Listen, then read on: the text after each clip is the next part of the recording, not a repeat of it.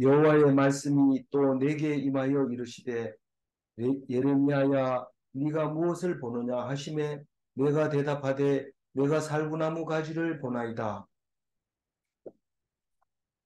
어, 어제부터 예레미야를 묵상하고 있습니다. 어제는 어, 어린 예레미야에게 하나님 말씀이 임했습니다. 젊은 어릴 때 하나님 말씀이 임한 것은 사무엘도 그렇게 했었습니다.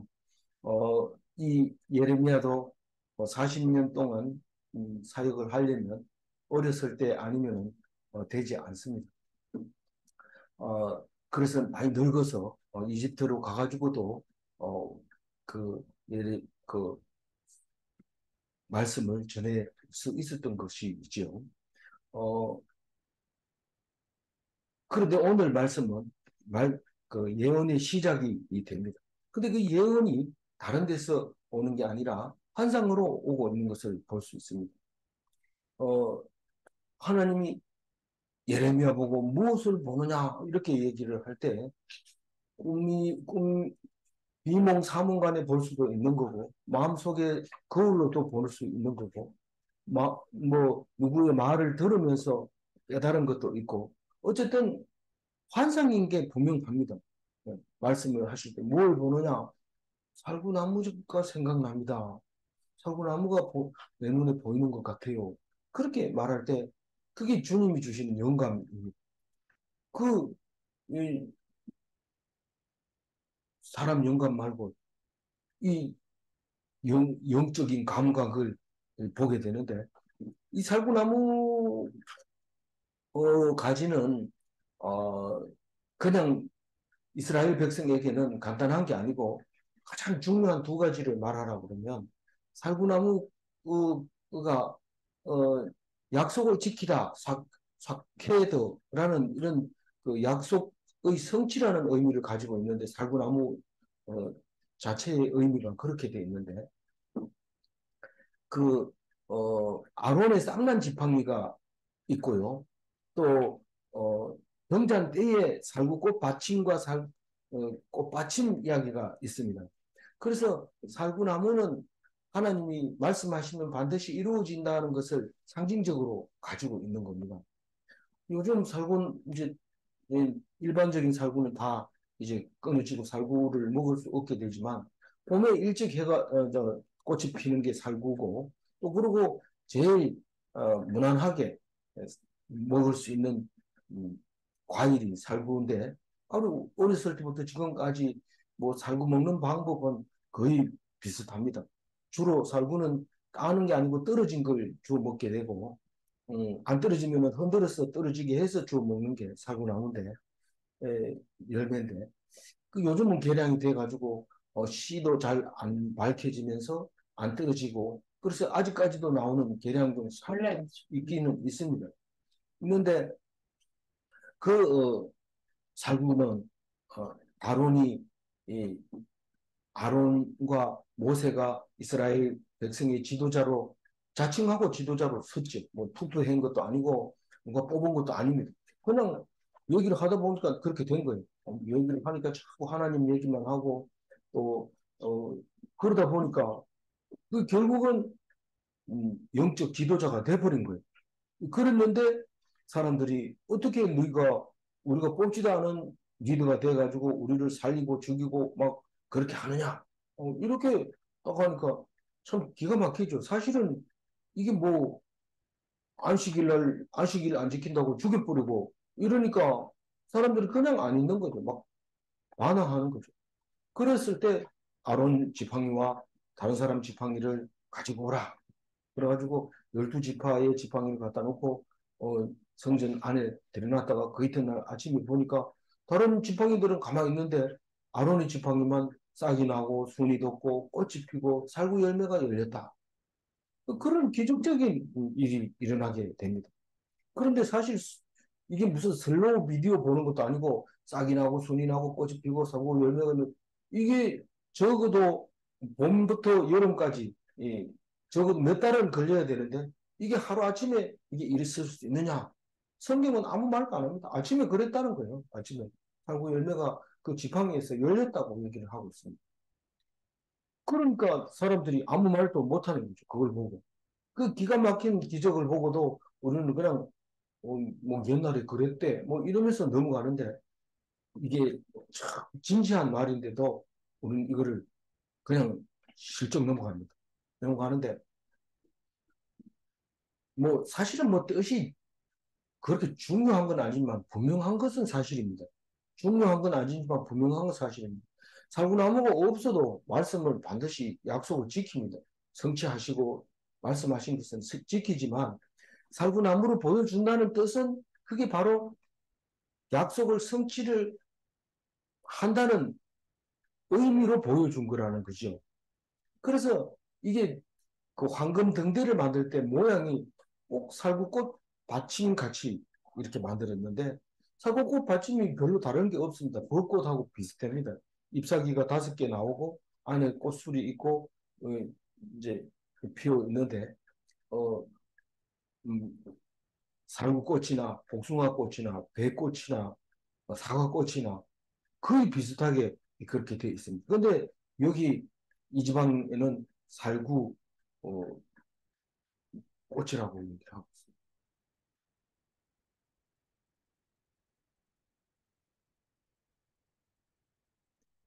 그래서 비 오는 소리를 제가 좀 착각하고 무슨 소린가 싶었습니다.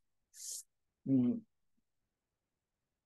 어, 그래서 이 등반대에다가 불을 붙일 때마다 살구꽃을 보면서 아, 이게 지금 하나님의 말씀으로 우리를 비추어 주고 있는데 이 말씀은 반드시 이루어지는 말씀이다. 그리고 하나님 등잔대에 불을 붙일 때 그런 생각을 하라고 하나님 그렇게 만들어 줍니다. 이 등잔대는 솔로몬 어, 보통 성막에 있을 때는 한 개였지만 솔로몬 성전을 지을 때는 쭉 가면서 좌우로 이렇게 그, 그 등잔대를 금으로 만들어서 황금으로 만들었는데 바벨론에게 망할 때 그 통째로 이제 다 빼앗기죠.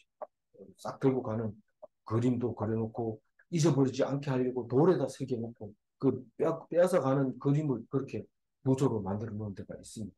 어딘지 정확하게 안 가봤으면 모르는데 그래서 그, 그 사구나무는 내가 이제 말씀했는 그걸 약속을 성취하는 거다. 그 얘기를 하고 말하면서 12절에 읽어봅니다. 여호와께서 내게 이르시되 네가 잘 보았도다. 이는 내가 내 말을 지켜 그대로 이루려 함이라 하십니다. 네. 그 네가 지팡이를 본 것은 이제부터 하나님께서 말씀하신 것을 다 이루실 것이다. 그렇게 말하고 있는데 말 과거에 말한 것도 적용이 되지만 앞으로 또 말합니다. 수시로. 너 가가지고 바빌론 망할 거다고 얘기해. 그러면 바빌론 한테 그거 가서 얘기합니다. 그럼 불러가지고 목이 잘리는데 그래도 니는 내가 네 입에 이어준 말을 해. 도저히 견디지 못하고 일어나서 말합니다. 어떤 사람은 이 얘기 해가지고 분명히 좋은 소리를 못 들을 것이 분명한데도 안 하고 못 be기니까 일어나서 하는 말이 있는데 바로 그 말을 그렇게 해주겠다. 네가 지금 목숨 걸고 그 말을 전해라. 그런 얘기를 합니다. 실제로 예레미야는 이 하나님 말씀을 그대로 전하다가 감옥에도 가고 숱한 고생하고 쫓겨다니기도 하고 그런 역사를 가지고 있지. 그래서 어, 우리는 하나님이 말씀을 지킬 때 뭐, 너그 약속했나? 맞다. 그럼 넌 몰랐다. 이러고 약속을 지키는 게 아니라 밤새도록 자지 않고 우리는 자고 뭐 신나게 먹고 씩씩거리고 자고 아침에 일어보면 언제 잤느냐 이런 새도 없어요. 내가 그렇게 있어도 이런 건 처음이다 이런데 잘 때 그런 일이 일어날 수도 있어요. 근데 뭐 자기가 눈 뜨고 불철주야 본 것처럼 생각하는데 우리는 절대로 그래 못합니다. 눈 감고 잘 때 가만히 와서 하는 일에 대해서 우리가 알지 못합니다. 우리는 얼핏 보면 그냥 음, 내가 있는 한은 절대로 못해 이러지만은 나를 밟고 넘어가. 뭐 영어 속담에는 그런 말이 있어요. 나를 밟고 넘어가라 이런데 죽어도 못한다 이런 뜻이죠. 근데 잠자고 있을 때는 죽은 거나 마찬가지거든요. 그때는 하면 돼요. 그래서 그러나 하나님은 밤새도록 자지 않고 우리를 감시하고 지키고 음, 도와주시고 그런다는 사실을 알아야 됩니다. 그게 하나님께서 하시는 일입니다. 그게 사역입니다. 그게 뭐 당연한 거지 이러면서 우리는 무시하는 것이 아니라 그것을 깨달았을 때 하나님 앞에 은혜를 감사하고 기뻐하고 감사해야 됩니다. 감격하고. 네. 그러니까 우리가 뭐 비 오는데 왜 또 오늘 비가 오는 거야 이렇게 하는 게 아니라 하나님이 우리에게 비가 필요하니까 주시는 거예요. 감사해야 돼요. 13절 읽어봅니다.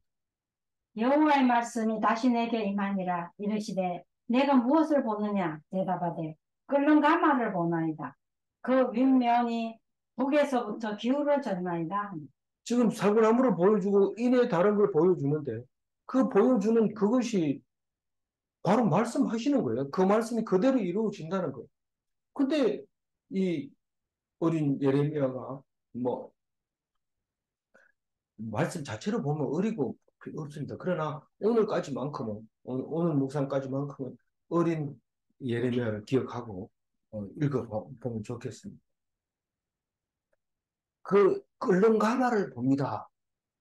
그 윗면이 북에서부터 기울어졌나이다. 그러니까 북에서 남쪽으로 이렇게 기울어졌다는 거예요. 북에서 남쪽으로 똑바로 써 있어야 되는데 이렇게 가마는 가마솥을 말하고 있는데 우리가 영화를 예레미야라는 영화를 보게 되면 끓는 가마가 보이고 살구나무가 눈에 보이고 이런데 사실 이거를 연기하기가 그렇게 쉽지 않습니다. 이 끓는 가마가 어떻게 생겼는지 이건 참 하기가 어려운데 그래서 뭐 어떤 데는 연기하기 어려운 거는 그냥 말로 해버리고 넘어가는 그런 영화도 있는데 어쨌거나 이 두 가지를 딱 보여줍니다. 근데 이 끓는 가마는 이미 말씀이 이제 사역이 시작된 거죠. 사구나무는 네가 이제 내 말을 들어라 이런 메시지지만 이거는 이제부터 내가 말하니까 그대로 들어라 이 말입니다. 이게 뭔 말이냐면 끓는 가마는 딴 게 아니고 재앙을 불러오는 그런 건데 속이 막 부글부글 끓는 거죠. 견디지 못하는 거예요. 힘을 놔두고 그냥 놔둘 수가 없는 거예요. 가서 망할지라도 한번 해보자. 전쟁은 보통 그런 음, 투, 그, 싸우려고 하는 투혼, 다시 말해서 어, 뭐라고 하죠? 싸우려고 하는 마음, 음, 그런 마음이 견딜 수 없는데 뭐 어디 자료를 보니까 페르몬이다 그게 속에서 끌어오는 그것 때문에 안 싸우고는 안 된다. 싸우다가 죽을 값이라도 싸울 수밖에 없다. 거기서 그렇게 자극을 하니까요. 이거 뭐 죽으면 어때니? 그거 참고 있다가 죽는 거나 싸우다가 죽는 거나 니 싸우다 죽는 게 더 멋있지 않냐? 그렇게 해서 싸우는 건데 이 끓는 재앙의 육체의 혈기 뭐 이런 걸로 이해하고 있으면 됩니다. 아니 뭐 말벌이 이 꾸벌을 잡아먹을 때 안 죽여도 돼요. 근데 막 다 죽입니다. 꾸벌 눈에 보이면 다 죽여버리는데 그게 본능적으로 거기 혈몰이 나와서 그렇게 죽이도록 만들어 버리니까 그런 일이 생기는 거죠. 그래서 하나님이 하시는데 왜 그런지는 이제 그 뒤에 나옵니다. 근데 가마라고 했는데 이게 가마솥을 말하는 거죠. 예. 예. 근데 그게 이제 나라를 의미하고 있고 끓는다는 것은 싸움을 하려고 하는 그런 마음을 가진 나라가 그래서 윗면이 북에서부터 남쪽으로 기울어졌다 이런 뜻은 어, 입구가 다시 말해서 시작이 북쪽에서 온다 그런 말입니다. 이 기울어졌다는 얘기는 음, 이미 정의가 소용이 없다는 거예요. 우리 똑바로 서 있으면 그건 평형 상태라고 그러고 평화라고 그러고 다 균형 잡혔다고 얘기를 하고 있는 거죠. 그러나 사실 기울어졌다는 것은 누군가가 힘센 놈이 이긴다. 힘센 사람이 이 주인이다. 이렇게 하고 있는 말이나 마찬가지가 됩니다. 그래서 이런 일이 이제 앞으로 있을 것이다. 이 이야기가 결국은 13절 이야기가 이 예레미야 전체를 차지하고 있어요. 결국은 남유다가 망합니다. 어, 왕이 여러 번 바뀌면서 결국은 끝에 가서 시드기야 왕에게서 끝나게 되는데 이 예레미야도 시드기야까지 말을 계속 이어갑니다. 그런데도 왕은 말을 안 듣습니다.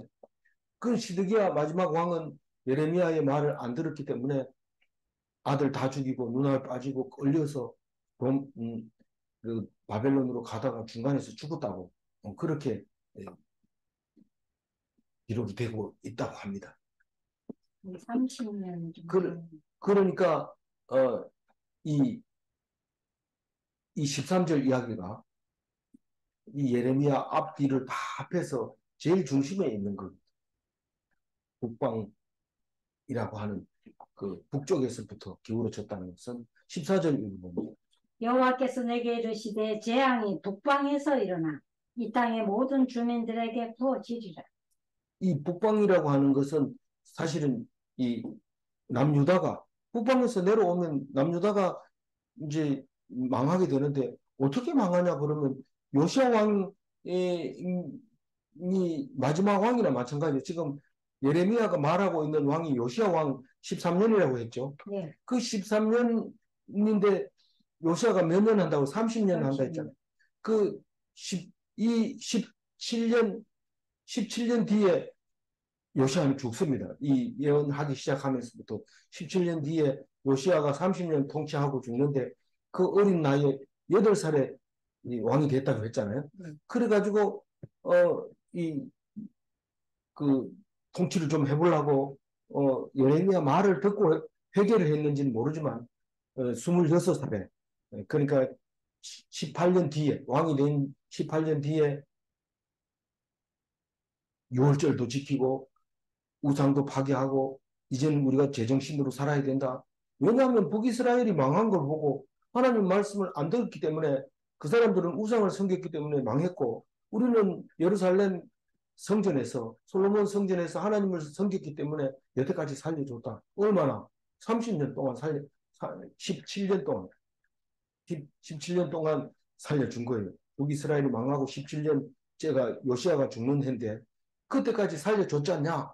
근데 뭐 요시아는 왕이 된 지 18년 만에 말씀을 회복하고 열심히 이제 그 북한에 북한이 아니고 북이스라엘에 가서 우상 섬기던 거 다 없애버리고 성전을 깨끗하게 하고 그렇게 하는 일을 합니다. 망해버렸기 때문에 다니면서 다 그렇게 합니다. 이 요시아가. 그런데 그럼에도 불구하고 17년 뒤에 그럼 망하게 돼버립니다. 망하게 되는 게 아니고 요시아가 죽음으로써 사실은 유대 땅에는 왕 같은 왕이 없어지는 거죠. 마지막 왕이죠. 그래서 이 요시아 왕이 죽은 것을 마지막 전쟁, 멸망의 전쟁, 아마겟돈 전쟁, 머기토 전쟁, 영화로도 나오고 요한계시록에도 말하고 있는 게 마지막 전쟁, 왕들의 전쟁. 그래서 북방에서 오는 전쟁인데 왜 그때 마지막 전쟁이냐면 이 이집 아수르가 북이스라엘을 멸망시켰어요. 그러면 이제 아수르에게 잘 보여야 됐잖아요. 그런데 722년이 바로 이제 요시아 13년에 그렇게 됐단 말이에요. 요시아 몇 년이었어요? 어제 거 한번 보세요. 어제 요시아 13년이 맞는데 맞고 요시아 722년. 아니 13년에 예레미야가 말씀이 임했고 몇 년에 733년 돼요.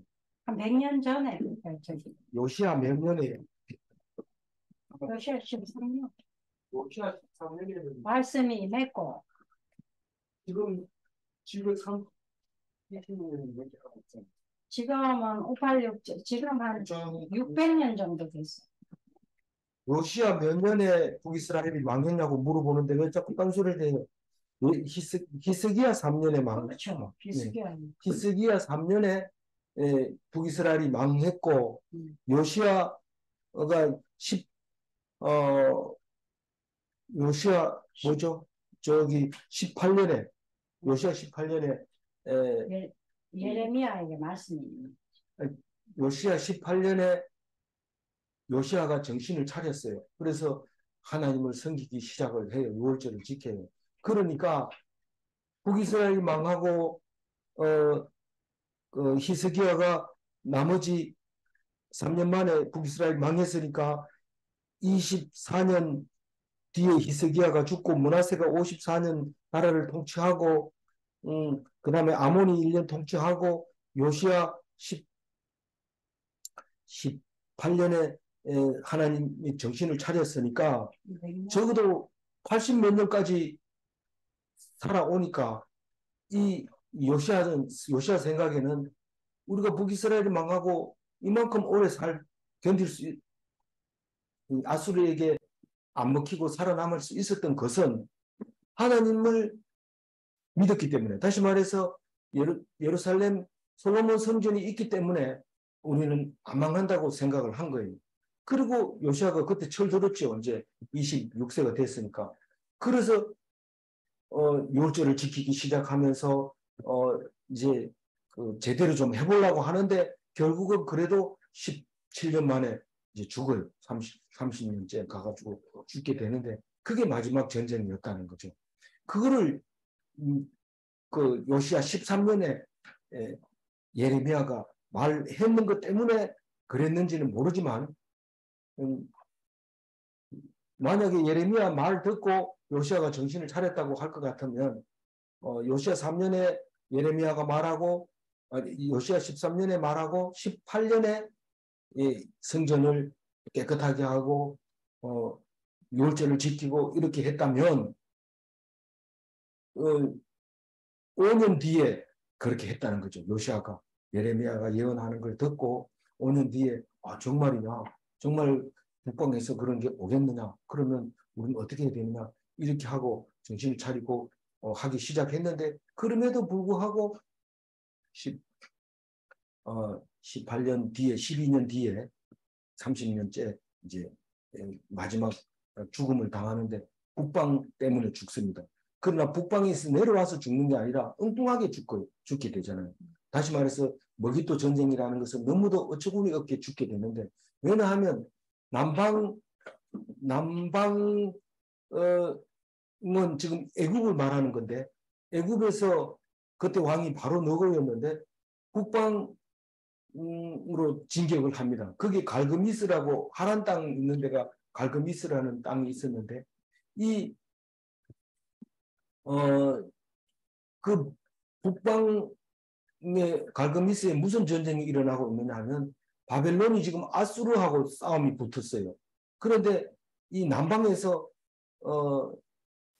이집트 바로 너고가 생각하기에는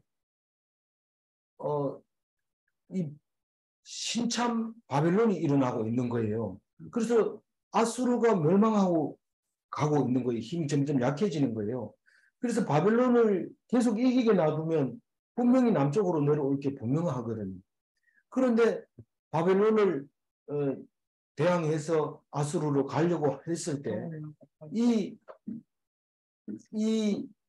누굽니까? 요시야 생각에는 뭐라고 생각했냐면은 이 아수르보다는 바벨론이 낫다고 생각한 거예요.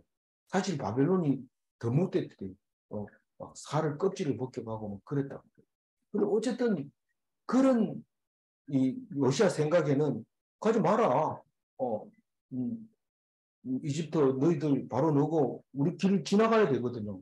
그 길을 지나가야 되는데 지나가지 말라는 거예요.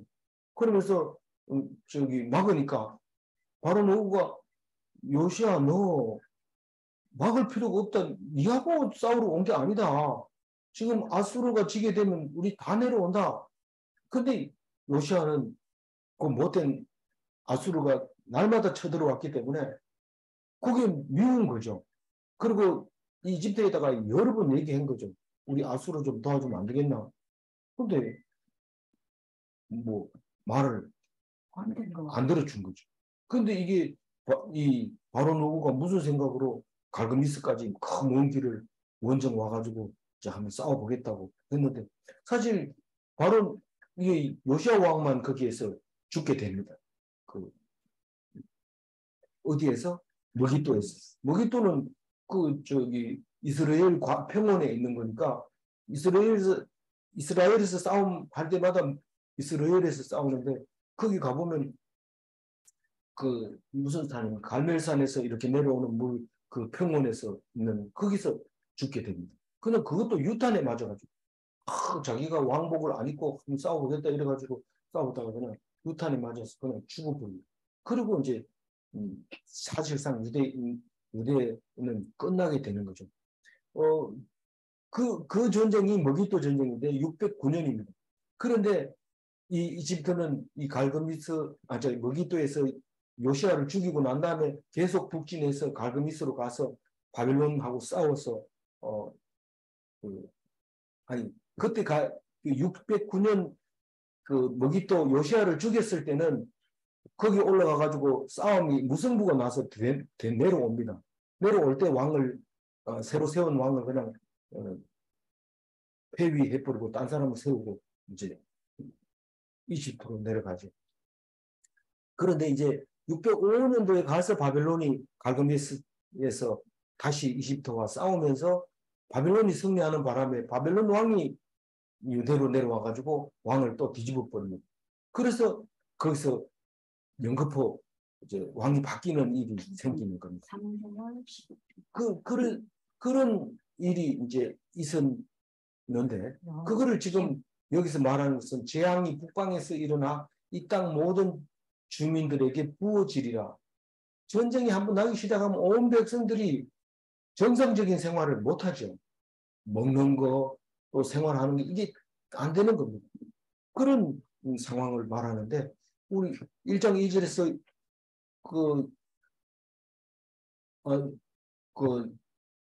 한번 읽어볼까요? 요시아가 다스린 지 13년에 여호와의 말씀이 예레미야에 임하였고 이거 꼭 알아야 됩니까? 몰라도 오늘 봤는데 지장 없지만 알면 더 분명하게 엉뚱하게 적용하지 않을 수 있습니다.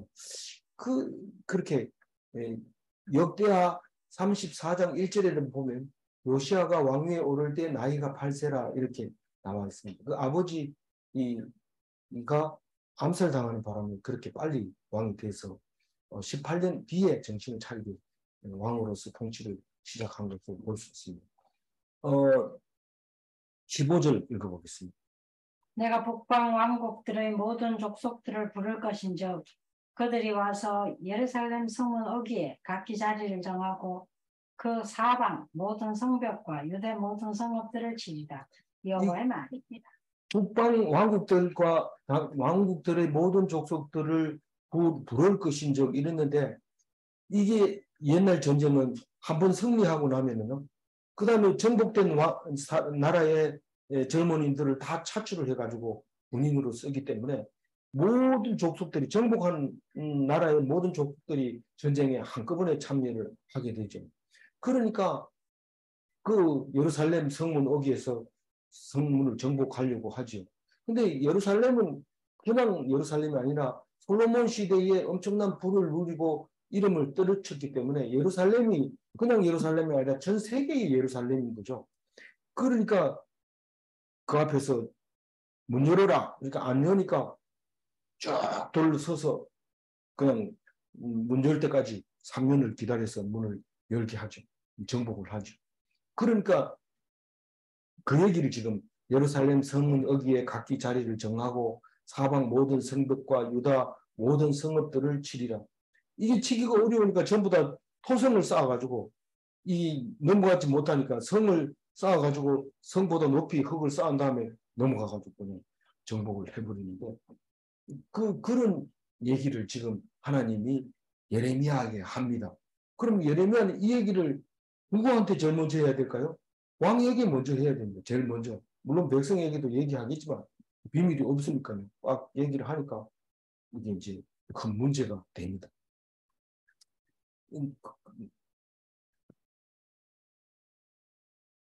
16절 읽어볼게요. 무리가 나를 버리고 다른 신들에게 분향하며 자기 손으로 만든 것들에 절하였은즉 내가 나의 심판을 그들에게 선고하여 그들의 모든 죄악을 징계하리라. 이스라엘 사람들이 죄를 지어서 이렇게 됐다는 거예요. 그건 무슨 말입니까? 세상에 바벨론이 저기 멀리 있는데 아수르도 멀리 있는데 그 사람들 우리에게 와가지고 정복을 하는데 무슨 우리 죄가 있다고 그럽니까? 하나님은 그렇게 말합니다. 우리가 아무리 변명해도 소용없어. 니들이 지금 나를 버렸기 때문에 그렇다는 겁니다. 그러면 우리가 지금이라도 안 버리면은 우리는 이렇게 망하지 않습니까? 라고 물었을 때 그렇다고 얘기합니다. 지금이라도 돌아서면 너희들이 안 죽는다, 구원받는다 그렇게 얘기합니다. 근데 이 사람들은 그렇게 생각 안 하죠. 마지막 시드기야가 죽을 때까지도 하나님 말씀을 안 믿었어요. 하나님 백성이라고 말만 백성이라고 했지 안 믿었어요. 왜냐하면 나라가 풍성하고 나서 그러고 나서 하나님 믿으면 되지. 지금 당장 적군들이 눈앞에 있는데 나는 그럼 못한다. 이렇게 해서 죽게 되는 거죠. 그래서 지금이라도 버리면 되겠는데 안 버린다는 것을 말하고 있는데 예레미야가 이 말을 하면 그걸 듣겠어요? 지금 불난집에 부채질하냐? 네가 지금 조용하게 있어도 지금 화가 나가지고 못 견디는데 네가 그것까지 얘기하면 되겠냐? 못 견딥니다. 무슨 일을 하다가 잘못되면은 좀 네가 잘한다.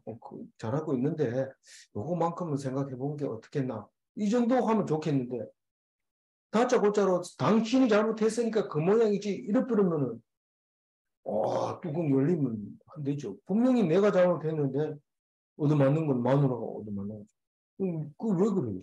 그게 지금 이게 이스라엘 백성이 지금 그러고 있는 거예요. 지금 너희들이 지금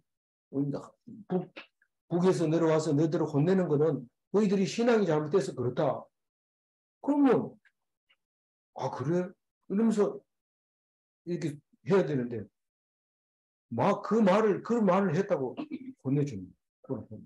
얻어 터지는 거죠. 누가요? 예레미야 말하는 것 때문에.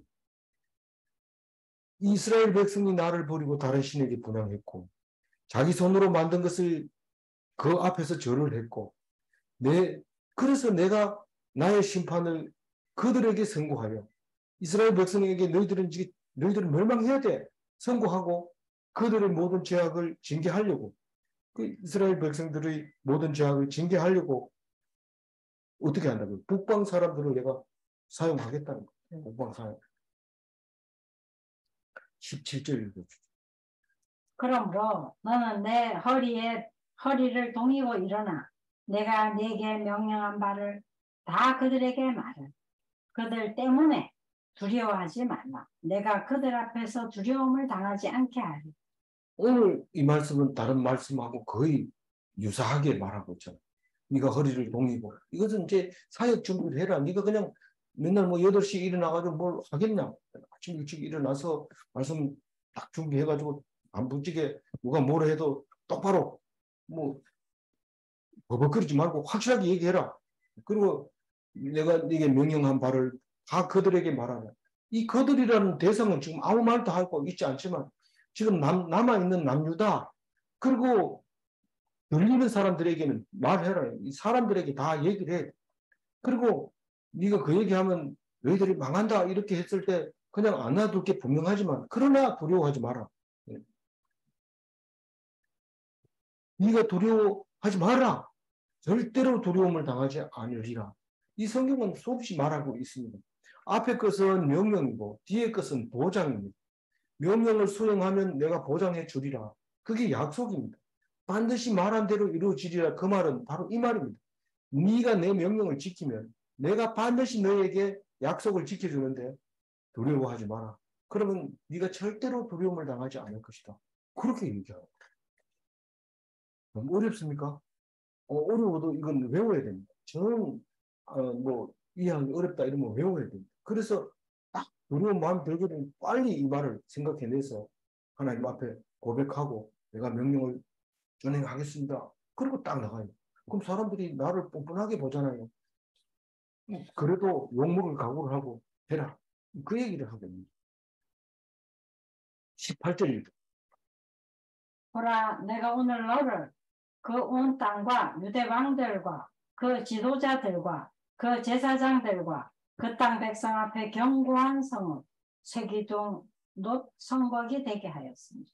그럼 우리가 옛날에는 제도라는 걸 배웠습니다. 지금은 제도 안 배웁니다. 왜냐하면 컴퓨터로 다 하니까.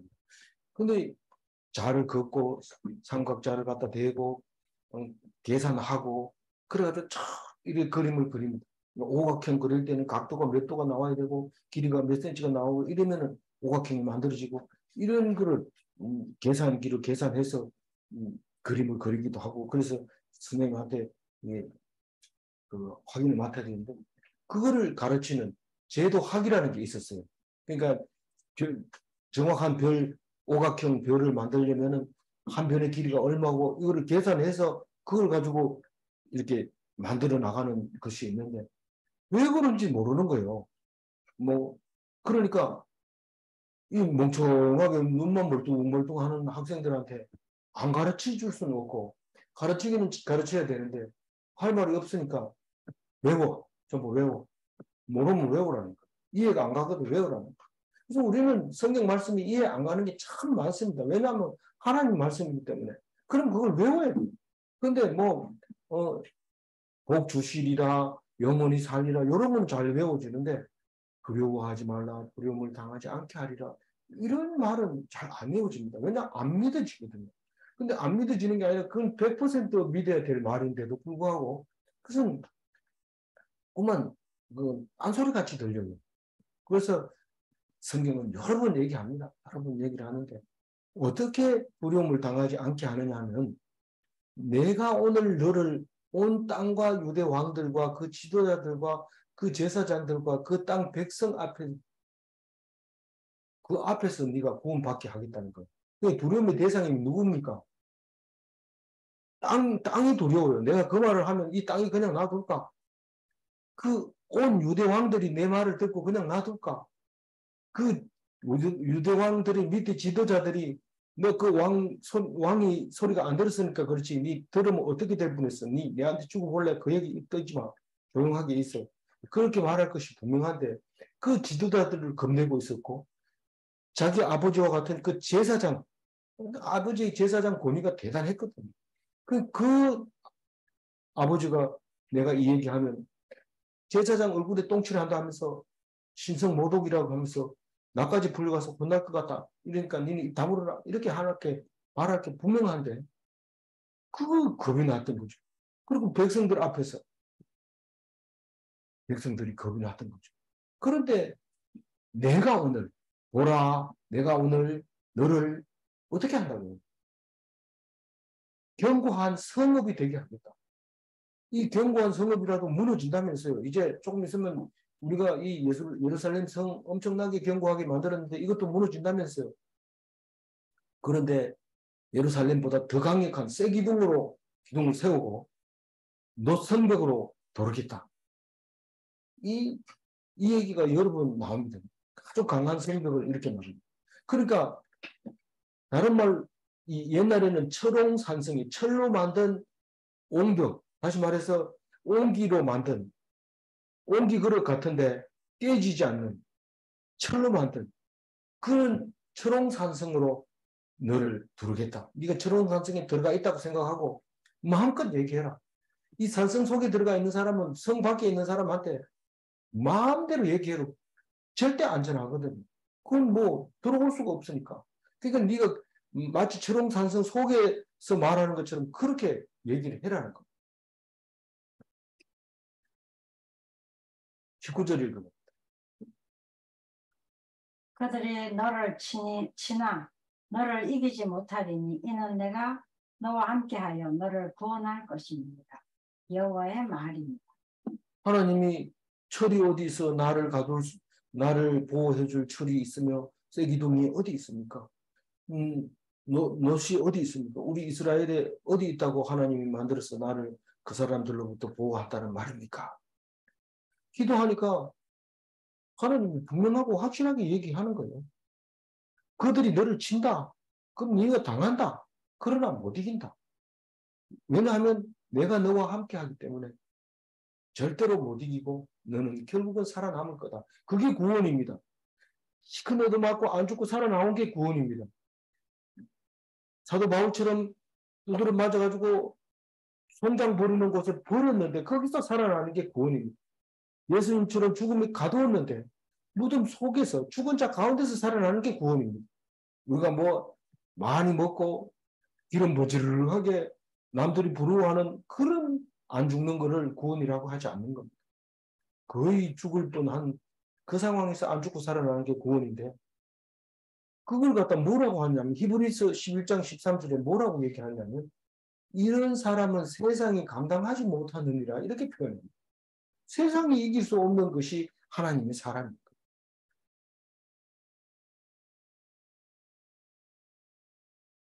12절 읽고 마무리하겠습니다.